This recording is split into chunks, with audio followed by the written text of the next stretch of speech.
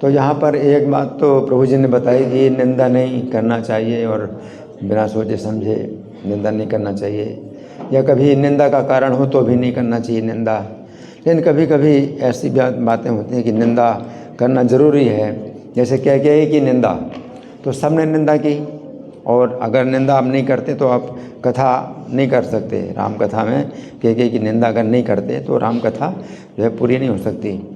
और वो भगवान राम की माता है, और भक्तों के समाज में है। इसी प्रकार से दुर्योधन भी पांडवों के ही भाई हैं, तो उनमें कोई असुर के परिवार में नहीं है, भक्तों के ही परिवार में, तो वो भी दुर्योधन की तरह व्यवहार करते। तो उसमें भी जो है कथा जो होती है कृष्ण कथा, तो दुर्योधन की भी निंदा होती है।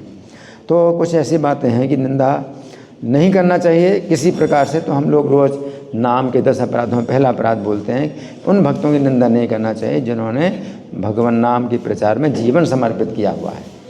तो फिर नहीं तो क्या है कि निंदा का कुछ कारण होता है, अगर निंदा आप नहीं करते हैं तो फिर दूसरे भक्त लोग भी इसी प्रकार करेंगे अपराध। तो इस तरह से हमें कई बार जो है मतलब देखना पड़ता है कि भई निंदा ना करने से फिर वो जो है अपराध भी बढ़ता जाता है और अपराधों को प्रोत्साहन दिया जाता है, तो वो भी चीज़ है। और प्रभुपाद ने भी अपने गुरु भाइयों की निंदा की, ऐसी बात नहीं है, उन्होंने अपने गुरु भाइयों की निंदा की, क्योंकि उन्होंने जो है मतलब प्रभुपाद के विषय में काफ़ी मतलब वो किया, शिकायत की कि आपने अपना प्रभुपाद नाम क्यों मतलब जो है रखा।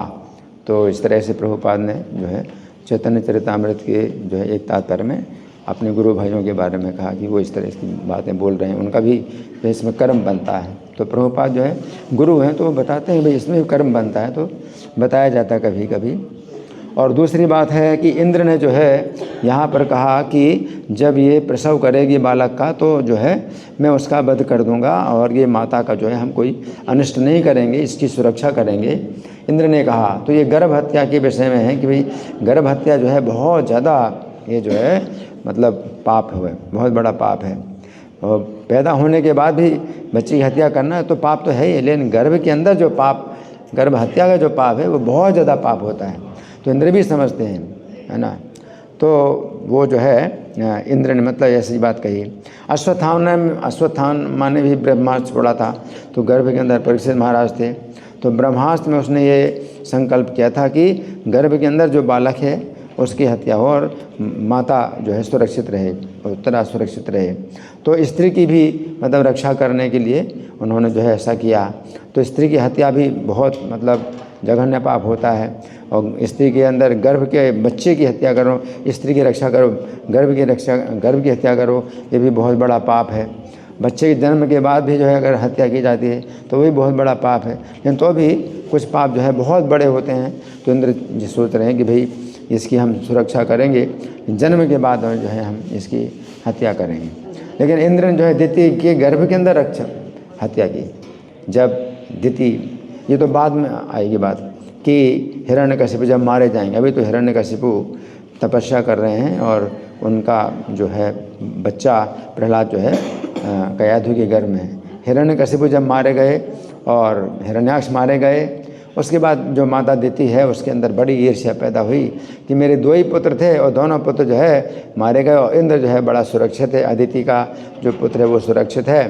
तो उसने जो है फिर अपने पति कश्यप से जो है इस तरह से मांगा कि मुझे ऐसा पुत्र चाहिए जो इंद्र की हत्या करे। और इंद्र को जब पता चला तो इंद्र जो है अब दिति के गर्भ में प्रवेश करके और वो जो है हत्या कर रहे हैं, गर्भ की हत्या कर रहे हैं।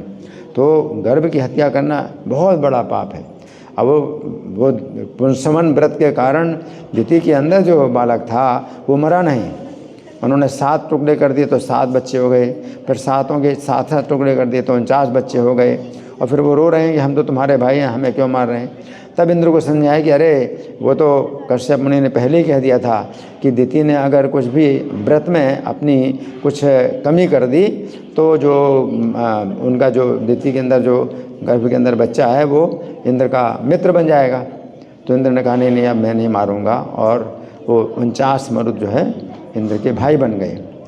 लेकिन यहाँ पर यह है कि तो भी इंद्र को बहुत बड़ा पाप लगा।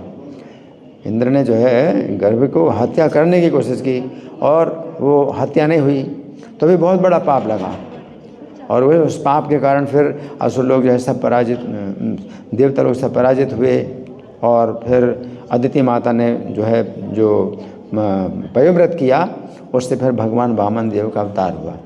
तो कहने का मतलब ये है कि इंद्र के अंदर भी जो है इतना ज़्यादा भोगों में आसक्ति है कि बुद्धि जो है मतलब सही काम नहीं करती।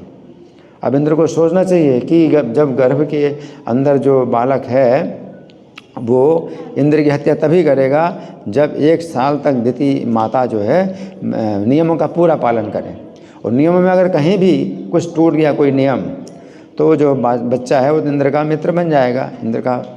लेकिन वो इतनी बुद्धि काम नहीं की और गर्भ के अंदर बच्चे की हत्या की। और हत्या नहीं हुई लेकिन तो भी हत्या का पाप लगा, बहुत पाप लगा। तो ये सब चीज़ें होती हैं। तो प्रभु जी तो बता रहे हैं, बहुत अच्छा बता रहे हैं कि कोई भी कार्य करने से पहले हमें जो है बहुत सोच समझ के और उस बात की तह में जाना चाहिए, है ना।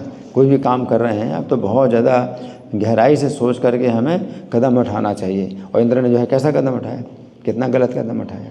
जब पता है लेकिन तो भी जो है क्या है कि वो काम शत्रु जो है ज्ञान को ढक देता है, और ज्ञान को ढक देता है और उल्टा काम करता है ना। तो पता होने के बावजूद भी उसने गर्भ की हत्या की, है ना। तो ये सब चीज़ें हैं कि हमें बहुत सावधान रहना चाहिए कि हम कोई भी कार्य करें, है ना, तो आगे परिणाम जो है बहुत गलत हो सकता है और इसका जो है फिर भोगना पड़ता है, तो बहुत कष्ट भोगना पड़ता है। हरे कृष्ण।